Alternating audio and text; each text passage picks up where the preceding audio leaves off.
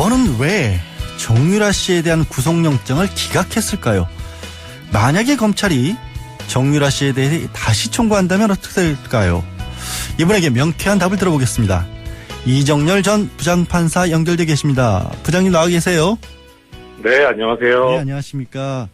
네, 반갑습니다. 네, 반갑습니다. 예. 저게 법원이 사실은 저도 이게 영장 청구가 기각될 줄 예상을 못했어요. 그러니까 네네. 정유라 씨 본인은 공항에서부터 다 몰랐고 또 모두 네. 다 어머니 최순실 씨가 있다 이런 식으로 아마 영장 실질 심사에서도 얘기를 했을 것 같은데 그런 전략이 통했다고 봐야 할까요? 뭐 어떻게 보면 그 전략이 성공했다고 볼 수는 있죠. 그런데 또 한편으로 보면 영장 청구된 범죄 사실 자체가 사실은 우리가 일반적으로 생각하는 그런 내용들에는 훨씬 못 미치는 거였잖아요. 예. 예, 업무 방해하고 그다음에 위계에 의한 공무집행 방해 부분이었는데 네. 사실 우리가 분개했던 거는 이제 뭐 삼성으로부터 지원받아서 승마 지원 뭐 이게 뇌물 관련 있지 않느냐. 그렇습니다. 이런 부분, 예, 그게 상당히 큰 부분이었는데 그 부분이 빠졌었거든요. 예. 그래서 이 두 가지 문제를 보면은 결국은 위계에 의한 공무집행방해나 업무방해 부분은 이 학사 관련 문제여서 뭐 시쳇말로 표현하면은 어머니 최순실 씨의 이 치맛바람이 너무 강해서 그렇죠, 사실. 예, 그래서 이 뭐 자녀에 불과한 이 정유라 씨 입장에서는 몰랐을 수도 있다. 내지는 알았더라도 뭐 어머니가 주도적으로 다 한 거지 자기는 뭐 이렇게 관여할 부분이 여지가 그렇게 크지가 않았다라고 하는 게 전략적으로도 맞지만 그게 사실에 오히려 또 맞지도 않을까라는 생각이 좀 들긴 했어요. 예, 그러니까 국민들이 전체 이번 국정농단을 바라보면서는 삼성으로부터 특혜도 받고 어마어마한 해외 재산을 해외로 빼돌리고 이런 과정에 정유라 씨가 관여를 하지 않았을까라는 그런 생각을 하는데 막상 영장에 들어간 것은 이화여대 들어갈 때 특혜받고 학점 관리해주고 또 고등학교 때도 이제 뭐 허위 서류 같은 것을 냈다 이런 정도만 영장을 청구를 하다 보니까 법원에서 이제 담당하는 판사가 보기에는 이것만 가지고 영장을 내주기에는 좀 약하다 이런 판단을 했을 거라는 그런 분석이신 거죠? 예, 그렇습니다. 네. 근데 그렇게 보면은 네. 말씀하십시오. 예, 그렇게 보면은 사실 우리 입장에서는 뭐 이게 어떻게 법원에서 이런 결정을 내릴 수 있나라는 부분이 있고 또 실망스럽고 게다가 이 지금 국정농단 사건의 재수사가 시작을 하겠다. 새 정부가 들어서고 처음 청구된 구속영장인데 이게 지금 기각이 돼서 모양새가 좀 이상해지긴 했죠. 예, 윤석열 지검장이 또 지검장까지 맡았는데 그런 생각이 그렇습니다. 예. 근데 이게 구체적으로 영장 기각 사유를 판사가 적은 걸 보면 범죄 가담 경위라든가 정보 또 기본적 증거 자료들이 이미 수집됐다. 그러니까 현 시점에서는 구속의 사유와 필요성, 상당성을 인정하기 어렵다. 이렇게 돼 있거든요. 그러니까 이게 혹시 그러니까 기본적 증거 자료들이 수집됐다. 그러니까 이미 상당 부분 증거가 다 나왔으니까 굳이 구속까지 시켜서 더 수사할 게 뭐 있느냐. 이런 어떤 얘기처럼 들리기도 하거든요. 뭐 장 변호사님께서 저보다 변호사 경력은 훨씬 더 오래시고 선배시고 그러니까 잘 아실 거는 같은데 저는 이 기본적 증거 자료가 수집됐다는 이런 표현을 처음 봤거든요. 그렇죠. 드물긴 합니다. 사실.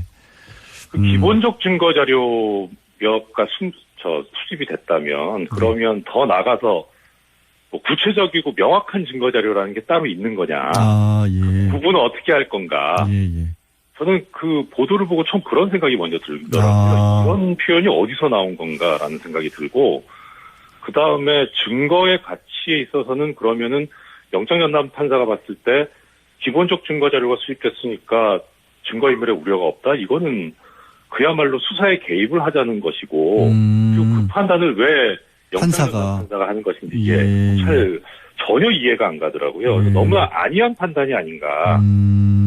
그리고 두 가지 측면에서 좀 볼 수 있겠던데요. 하나는 범죄 사실에 대한 소명이 부족하다. 그러니까 뭐 우리 쉽게 표현하면은 이 영장에 기재된 범죄 사실에 죄를 저지른 걸로 보이진 않는다. 이런 취지는 아닌 것 같아요. 예.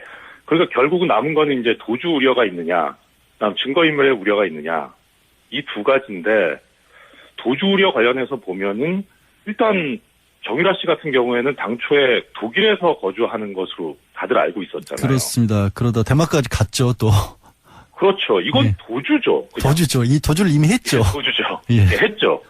그럼에도 불구하고 안 나온 걸 보면은 아마도 가장 컸던 요인은 그 덴마크에서 범죄인 인도 협정에 따른 결정이 났을 때, 예. 2심 결정이 났을 때 항소를 취하를 했잖아요. 이제 입장이 바뀌었다라고 봤을까요? 그러면 이제 자발적으로 예, 들어온 거예요.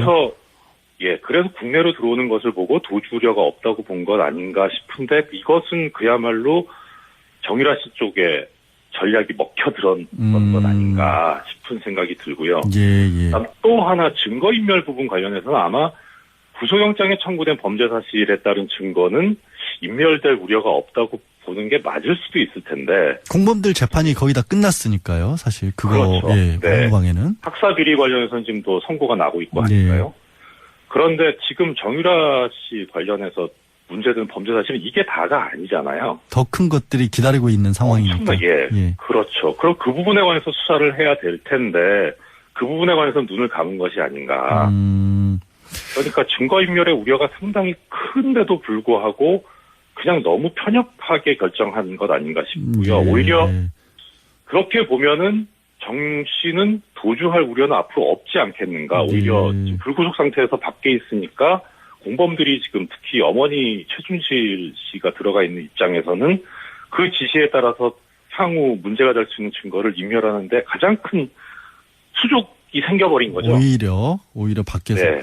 근데 지금 말씀하신 게 이제 청취하시는 분들을 위해서 좀 설명을 조금 더 드릴 필요가 있으실 것 같은 게 어쨌든 국정농단 전체에 관해서는 사건은 많이 알고 있긴 하지만 판사가 영장에 적시된 혐의 자체는 학사비리뿐인데 다른 사건에 대한 증거를 인멸시킬 우려가 있다고 해서 영장을 발부해 줄 수는 또 판사 입장에서는 못하는 거 아닌가요? 그렇게는? 그렇죠. 그렇게 되니까 그래서 검찰에서 영장을 청구를 할 때 그 부분만 들어간 것이 이것 정도, 그러니까 검찰에서 바라보는 가치관하고 사건을 보는 시각하고 법원에서 보는 시각하고 상당히 좀 차이가 있긴 있구나라는 생각이 들더라고요. 그러니까 검찰 입장에서는 워낙 큰 그림을 보고 있으니까 이 정도면은 나올 수도 있겠다. 또 내지는 뭐 가능하지 않겠는가라고 판단을 했었던 것 같은데 그 차이가 있었던 것 같고 또 한편으로 검찰 입장에서 보면은 이런 측면이 있을 것 같아요. 그러니까 사실 우리들 입장에서도 보면은 정 씨가 그 범죄인 인도 결정에 대해서 항소를 취하를 하겠다라는 것을 전혀 예상하지 못했었거든요. 그렇죠. 어떻게 보면 자발적으로 들어왔다라는 걸 강조를 하는 거죠, 계속해서. 그렇죠. 예. 검찰에서 아마 그러지 않았을까 싶은 생각이 들고요. 그러면은 뭐 사실 우리 수사할 때 보면 보통은 피의자를 먼저 조사하는 게 아니고 참고인을 조사하든가 뭐 여러 가지 물적 증거를 수집한 다음에 최종적으로 피의자를 압박해서 자백을 받는 그런 방식의 수사를 많이 채택을 하잖아요. 그런데 지금 학사비리 이외에는 사실 다른 뭐 이재용 부회장도 그렇고 뭐 박근혜 전 대통령도 그렇고 뭐 최순실 씨도 그렇고 이쪽에 수사가 집중돼 있었지 정 씨에 대한 수사가 집중돼 있었던 게 아니기 때문에 결국은 수집된 증거라고 하는 것이 방증 정도 하고 그 다음에 나중에 이제 입국 후에 정 씨 진술. 근데 그건 뭐 인정하지 않았으니까. 그럼 결국은 남아있는 증거 자체가 별로 없었기 때문에 한계가 있지 않았겠느냐. 더 집어넣기에는 범죄 사실을 그런 생각이 들기는 해요. 사실 검찰 입장에서는 뭐 박근혜 전 대통령이나 뭐 이재용 부회장, 최순실에 대한 화력을 집중을 시켰지 정유라 씨에게까지 모든 것을 완벽하게 수사하기는 화력이 좀 부족하지 않았을까라는 생각도 들고 또 한편으로는 말씀하신 거 들어보니까 약간 안이하게 그 전체 큰 그림을 워낙 큰 그림을 보다 보니까 검찰은 이제 확실한 걸 청구한다고 청구한 게 업무방해만 청구를 하는데 좀 안이한 생각을 한 게 아닌가라는 그런 생각도 좀 들긴 합니다.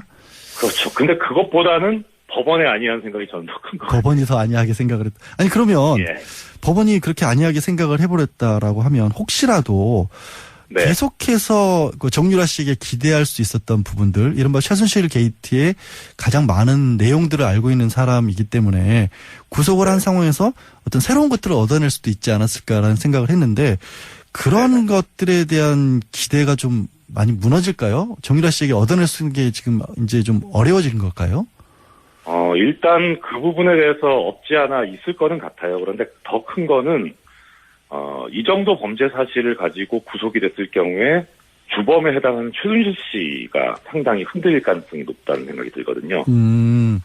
그거는 많이 그러니까 기대를 했잖아요. 오히려 사람들이. 그렇죠. 예. 그래서 정말 제일 많이 알고 있고 주도적인 역할을 했던 최 씨가 어떻게 더 밝혀내느냐, 예. 더 이야기를 해주느냐가 관건이었는데, 지금 처음에는 뭐 어떤 방식이었는지 본인 입장을 옹호하다가 그다음에 박 전 대통령을 옹호하는 쪽으로 지금 돌았는데, 정 씨까지 구속이 돼버리면 결국은 자신을 옹호할 수밖에 없는 상황이 된 거거든요. 무너질 수도 그러면 있다. 예. 그래서 박 전 대통령을 포기하고 정 씨를 옹호하는 쪽으로 갈 수 있었을 텐데, 예. 그 기회가 현재로서는 이제 난망해진 건 아닌가. 조금 어려워졌다, 아직은. 만약에요, 그러면 지금 네. 말씀하신 그런 부분들, 최순실 씨에 대한 압박 카드로서 정유라 씨를 구속시키는 거는 여전히 필요해 보이기도 하거든요. 혹시 재청구를 한다면, 그리고 법원이 받아들이려면 어떤 부분이 더 보강이 돼야 될까요? 일단은 현재 나타난 영장 기각 사유에 집중할 수밖에 없을 것 같습니다. 예. 그 가담 정도를 표현을 했으니까 어느 정도 정 씨가 이 최 씨의 범행에 가담을 했느냐. 예. 그러니까 역할 분담을 했고 의사결정에 참여를 했고, 그러니까 단지 그 특혜 수혜를 누리는 그런 입장뿐만 아니라 더 나아가서 그야말로 공범이라고 볼 수 있을 정도로 적극 가담을 했다는 점을 집중적으로 좀 하고 들어가 봐야 되지 않을까. 맡은 역할이 분명히 있었을 것이다라는 쪽으로 그렇게 가야 된다는 것이죠. 그렇죠. 정 씨가 나이가 그렇게 많지는 않은데, 이 하는 말이나 행동을 보면 예. 상당히 노련하거든요. 예. 그러니까 단지 그냥 우리 시쳇말로 표현하듯이 엄마가 시키는 대로 해라고 했을 때 그 딸은 그런 입장은 아니었을 것 같아요. 아니었을 것 같아요. 그 부분은 이제 집중적으로 파고 들어야 되지 않을까 싶어요. 거짓말 하고 있다라고 봐야겠네요. 그리고 혹시 알겠습니다. 그런 부분을 조금 더 검찰이 보강을 한다면 재청구하면 영장이 나올 수 있지 않을까 좀 기대를 한번 해보겠습니다. 오늘 말씀은 여기까지 듣겠습니다. 고맙습니다.